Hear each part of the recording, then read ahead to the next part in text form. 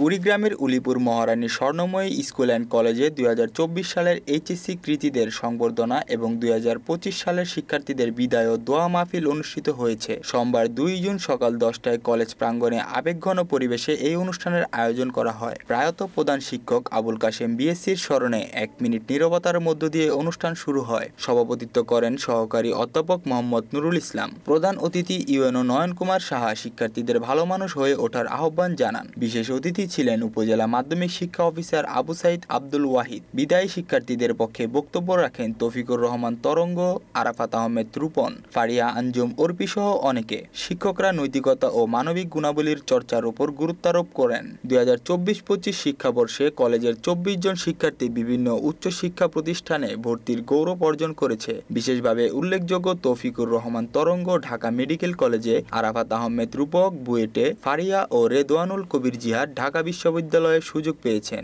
অনুষ্ঠানে কৃতি ও বিদায়ী শিক্ষার্থীদের হাতে স্মারক ক্রেস্ট ও ফুল তুলে দেওয়া হয়। শেষে দোয়া মাহফিল অনুষ্ঠিত হয়। শিক্ষার্থী, অভিভাবক ও শিক্ষকদের স্বতঃস্ফূর্ত উপস্থিতি অনুষ্ঠানকে প্রাণবন্ত করে তোলে। এগিয়ে যাও এবং প্রতিষ্ঠানের ভবিষ্যৎ অক্ষুণ্ণ রাখো। তোমরাও আমাদের জন্য দোয়া করবে যেন তোমাদের শিক্ষার্থী অনন্য কৃতিত্ব অর্জন করেছে। তাদের সাফল্যের হাসিতে আজ উজ্জ্বল হয়েছে স্বর্ণময়ীর প্রান্তর।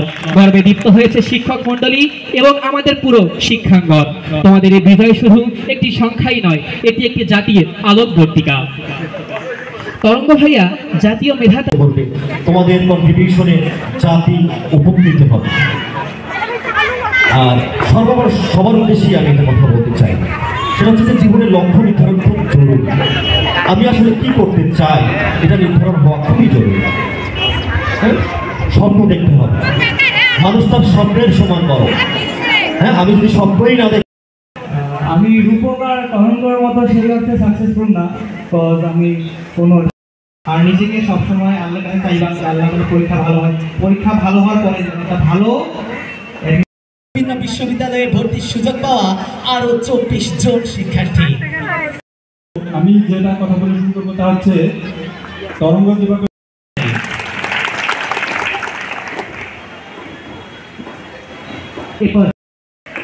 ধন্যবাদ মোহাম্মদ তৌফিকুর রহমান তরঙ্গ ভাইকে।